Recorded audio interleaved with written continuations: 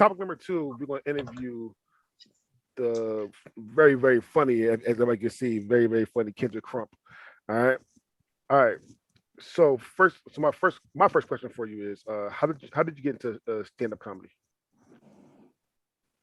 Well, it was just like it started when I've been funny my entire life, and I really couldn't try to figure out exactly what was it that I really wanted to be in life. And so I just said, hey, I could be a teacher. I thought being a teacher would be cool until I realized you can't mollywop students. I was going to be fired an hour into my shift, not a day, an hour into my shift. And so with that being said, I said, okay, let me try to find something. Because I wanted to be a kindergarten pre-K teacher. Like, it's fun to color, take naps, drink juicy juice while everybody's teeth rot out. But here's the thing, kids, their teeth can rot out, it grows out. And my teeth as an adult, it rots out. That means that's it. I really hope that I just don't, I pray about everything. I'm like, Lord, please, whatever you do, don't let no front tooth come out my mouth. I don't want a chip, nothing. So it's wild that you say that. Do you have all your side teeth? I have 2 wisdom teeth that I got removed. 4. Yeah, wisdom don't count. I'm missing. Yeah, I got all my teeth. I got my braces off, so I got a permanent retainer. Nice. Oh. All right. I'm big. Listen, I'm fancy. I'm fancy around here. I'm bougie right now. Back to the story. Next thing I said I wanted to be was a WWE diva. Let's go! Let's go! Yes. Oh, kill it. Yeah. Yeah, I wanted to be that, and then it was only because I wanted to get in the ring with my first Jungle Fever boyfriend, John Cena, Randy Orton, Shawn Michaels, Batista was gonna be a choo-choo for real, but I didn't mind that. She got the list. I was gonna get in the ring with all them, but then I realized like they want the women to be like 130, 140 pounds. I'm like 175. I got a whole wagon back here. I got to cover up because y'all men don't know how to act. I'm like, you acting like you never seen a fat ass before. What's wrong with y'all? Okay, quit taking pictures of it. Back to the story. So, and then on top of that, the wrestling moves, they hurt pretty bad. So, anybody out there still suffering with back pain 20 years later, for all the straight men, if you had to put being gay on, I hope you say no homo before you slap it on yourself, or you can go with icy hot. All right. One of the last things of many I wanted to do was I wanted to be a hairstylist. That'd be cool. But then I realized that you have to stand up on your feet all day and you can catch carpal tunnel. So what happens if you try to go home to masturbate? You can't. So yeah. Let me go ahead and just be a comedian, and this is where I'm at. Started in 2016 and poured the videos over to 2017, 2018. Oh God damn it! Shit. Hold up. I want to just say something real quick on that. Listen, she said she wanted to get in the ring with one of her original Jungle Fever babies. She started off by saying John Cena. Listen. Kid, you don't know this. My second born son's name is Jonathan Cena Hamataki. That's fucking hilarious. I'm sorry, but that was. You named your son after a WWE wrestler? Yes, I did. My wife rejected the middle names of Thor and Loki, so I had to find something that was 4 letters that fit my first son's. Because we stuck with. She named Daniel Kai, and she spelled his middle name Khai, and then she was like, "We have to stick with 4-letter middle names," and I was like, "Fuck." And we decided on name on Jonathan, and I was like, John Cena. That's a very weird requirement. Yeah, I wanted Thor and Loki, but she didn't want it. All right. Okay. But I do have a couple questions. So, Ken, so you've said you've been doing stand-up comedy since 2016. Yeah. What would you say was like the biggest crowd you've ever performed for?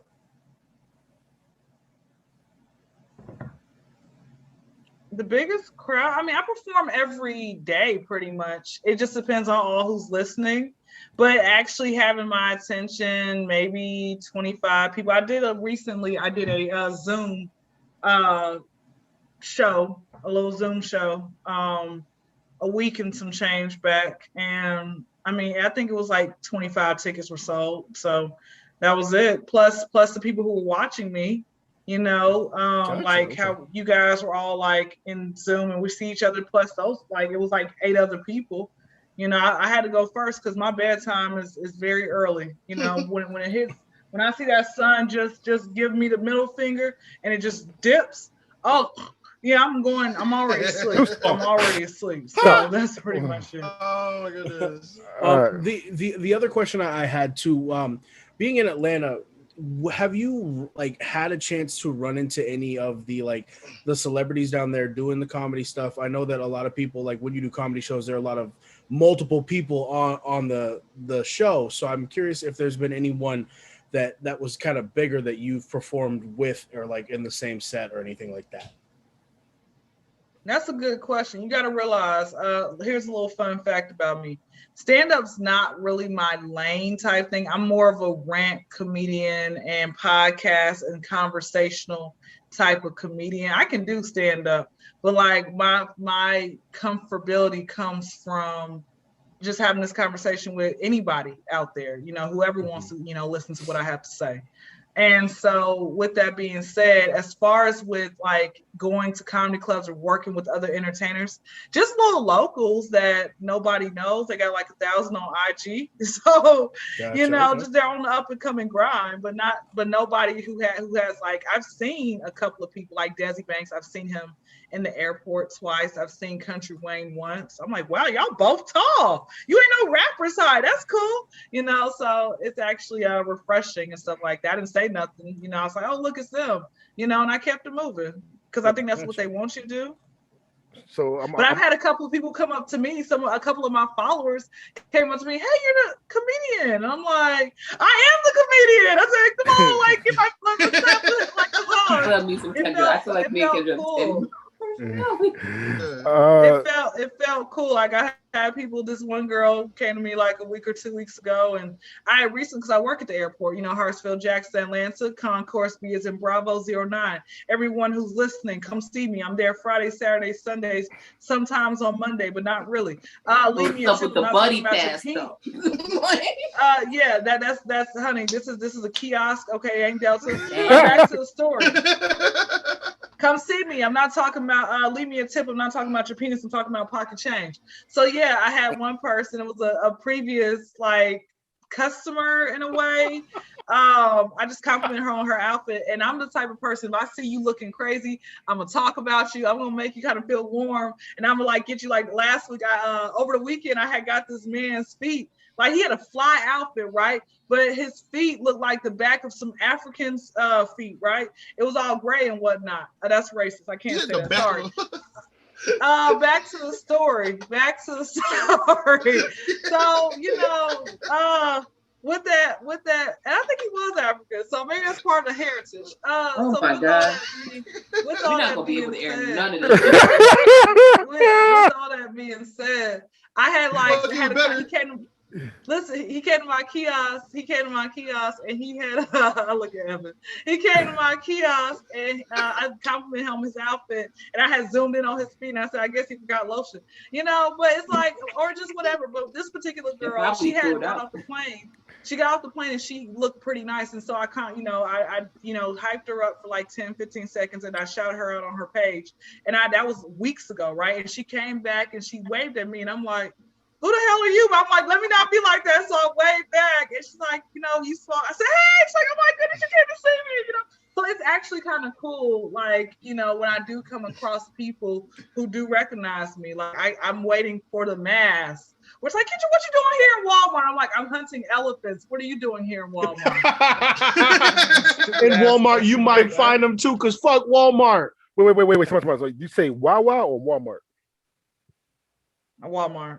Oh, I bet say Wawa. I say, Wawa's down Atlanta? God damn. No, you got Walmarts everywhere. No, I said Wawa. Yeah, that's a gas station. I miss to go there in Florida. I miss They Wawa. have Quick Trip. Y'all have Quick Trip? We have Quick Trip. We have Valero. That's like some of these women's vaginas. It's just basic. We have. I've been inside of Valero. It is basic. I've never been to Valero. You don't want to go inside. We do have the Quick Trip. You can go inside. You don't want to come inside. We have Racetrack. We have Racetrack out here. Huh? Wait, Racetrack and QT are like Wawa versus Turkey Hill. Okay.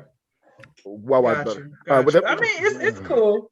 Hey, Chevron and shit. No, I'm kidding. Shit out here. Anyway, so Ken, so who you said Miss Pat, and obviously thank you for introducing to Miss Pat. Miss Pat's fucking hilarious.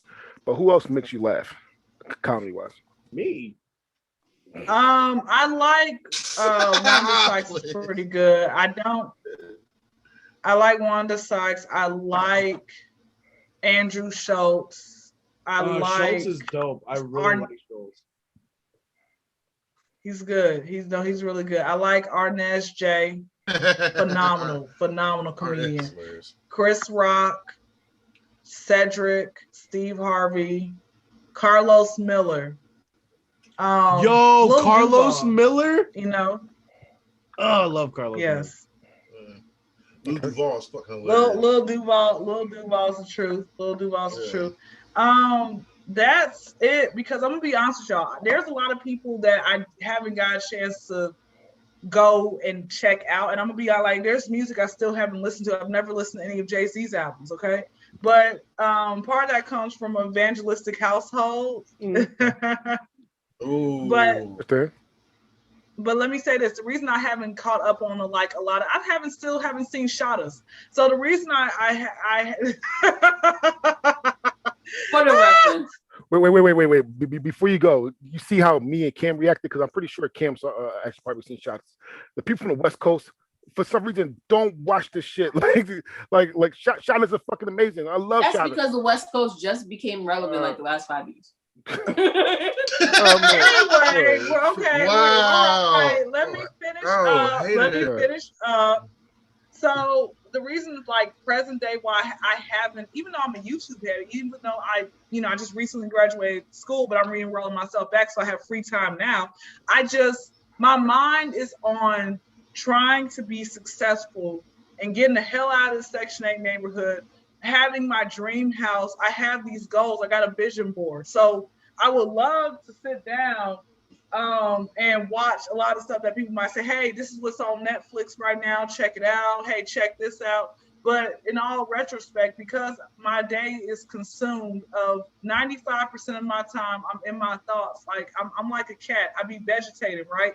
And I be in my thoughts trying to figure out what's my next move. And I said, let me go ahead DM somebody. I try to keep myself busy by thinking of new material. I do have a quick question, kind of a follow-up of the question from earlier. So you said you like Carlos Miller. What do you think of the rest of the 85 South crew?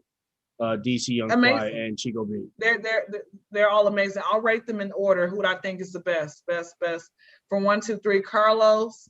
Then I'll go with DC, and I'll go with Chico. Okay, yeah. They all complement each other's style. They were my favorite part of like the newer version of Wild 'N Out when it came back. I think him bringing on Carlos and Chico and DC was the smartest thing he ever did with that show. They're fantastic. I just was curious, as a person, you and Cam are both from Atlanta, and that's where the 85 South show started. So I was like, live in Atlanta. Yeah, sorry, live in Atlanta. But I was, when you said Carlos Miller, I was like, oh, it's the perfect time to see what you think about the rest of the 85 South crew. So cool. Yeah, they're all pretty dope. I feel like I've seen DC Young Fly from afar in the airport, but they said that was him, but nothing. I don't count that, because if you ain't up in my face, then I don't count you seeing you. So that's it. That's how I look at that. Well, with that being said, what's the most memorable part of your career so far as being a comedian? Like the most memorable thing you'd have done? Making people spit out their juice or drink while I'm saying a joke without realizing that I'm saying a joke. I love that. Me just saying one thing and then the whole room laughs like, girl, you funny. I'm like, bro, I didn't say nothing. I love that. It annoys me, but I love it. Okay. That's always memorable. And how do you handle the people that don't like your comedy, or like? Are you talking about my family? Oh my God. Give a damn about that this. track. Like, She did say I don't very care. religious, Guess so. what? They ain't gonna get no chinchilla fur coat from me. Fair. Damn. Fair. She said. Skip forward 10 years. She said, if you ain't about me, you without me. And She's giving out great gifts because she's successful. His comedy shit done took off. And everybody's opening these great gifts, and there's that one uncle or aunt or cousin or mom or whoever, and they open their box and it's some raggedy ass gift inside, and she just turns and goes, "Remember when you didn't laugh at my shit?" That's what I just pictured. I got a rock. That's exactly what I was thinking. I got That's a rock. exactly what I was thinking. What's the best And thing? then one other person that came from that movie. Wait, you guys got presents? What's the best thing about being a comedian? Just being able to put a smile on people's face when they're going through hard times. I guess I like, being able to say, hey, I brightened somebody's day. And vice versa. What's the worst thing about being a comedian? Cancel culture. Ooh, preach. God damn it. Can't say anything. Relax, Dre. It's the truth. It's the truth. Listen, I was joking around about Nikki Parker and Pepe Le Pew, but they canceled a fucking cartoon. Like bro, nobody was watching the cartoon no more anyway. It doesn't. 2020. Like let it go. My point exactly though. Nobody watches anymore. So why fuck with it? Because people want to hate.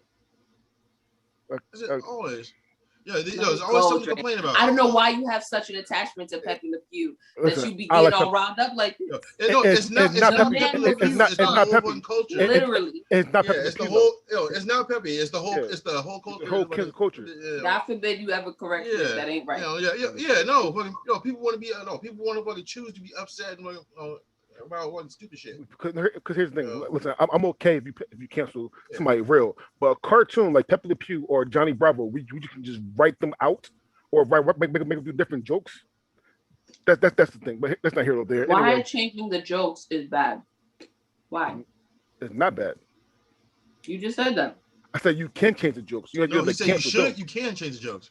You have to cancel them. You can just change the jokes or change the writers. That's not how cancel culture works. Okay. Cancel culture exactly. Listen. Cancel culture is people getting all riled up and wanting to cancel it. They don't actually get canceled. They just get changed. You know this, right? What you're saying should happen is what actually happens. You guys just be so upset. You don't even bother to follow up. What are we talking about? What do you mean? They actually they canceled Pepe Le Pew. He's not in any Warner Brothers shit at all. I follow up. Listen, you said you follow him? I said follow up. They canceled him. Yeah. They took him out of the movie. What I'm trying to say is the characters that are still relevant just get rewritten. If nobody was watching before, that's I could ask that same question about cancel culture. Nobody watched them before. Why do you? We're not going to do this right now. She got to go. Okay, sorry, Ken. Tired. I gotta go. Yeah, okay. All right, Ken. Now, with that being said, is there anything that you won't joke about? That I will not. I don't talk about pedophilia because it's nothing funny about that. I don't talk about I like those child molestation R. Kelly jokes. That's not funny. I don't care to talk about that. That's so Dave Chappelle 2002. I don't talk about. That's really about it. That's really about it. But everything else to me, I'll have fun with it. I will have fun with it. And before you started in 2016, were you like did you crack jokes in real life, or did you wait until like something went off in your head, like okay, I need to start doing this now, or what? Like say you was funny your whole life, but there's a difference between like cracking jokes and or just I had this shit in my head I need to bring out. Like how were you before 2016?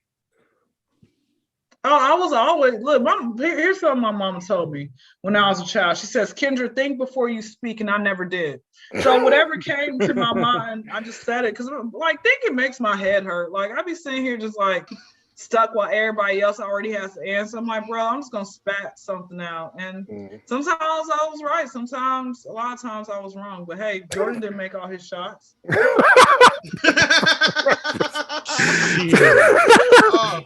All right. Best analogy of the show so far.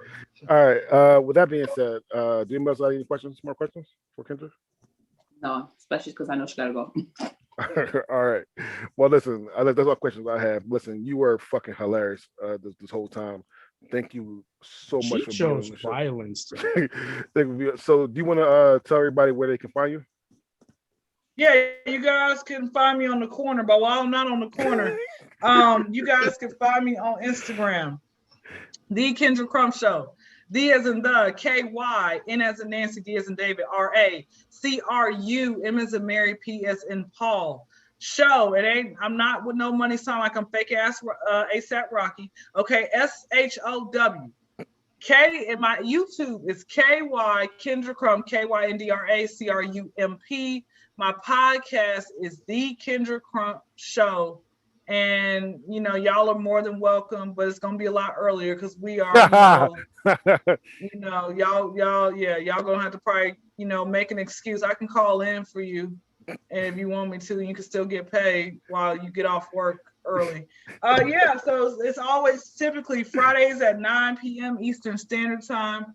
Don't ask me what time zone we're in because I just told you still don't know. It's called google.com. Don't make my job harder than what it is, people.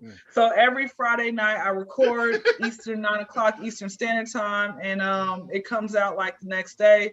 You can find me on every platform: Spotify, Apple, Google. I'm coming to Pandora very soon when I stop being lazy and learn how to get over there. The end. Well, listen, big shout out to you. Thank you so much for being on the show. You were fucking hilarious. All right. Everyone else, stay tuned for next week where we'll be doing a Fast and the Furious show. Say what, Dre? Say You what good, you brother? can. We will be doing a all Fast and Furious topic show, which will be doing the best characters of Fast and the Furious, the best Fast and the Furious movie, and we will be talking about Fast 9, which is And you know why? my Because fucking it's nightmare. about family. My fucking nightmare. Anyway, with that, with that being with that being said, my name is DeAndre Robinson, and these are my friends. Say goodbye, friends. Once again, it's your boy Evan. I'm attacking. I'm tired as shit. But if depending on if you're on the West Coast, remember Tyler the Creator's new album streams in 2.5 hours. So I always like when good music comes out. So All right, this is your boy CJ, and you can find me at MILF Hunter 69. Come check me out. MYLF Hunter.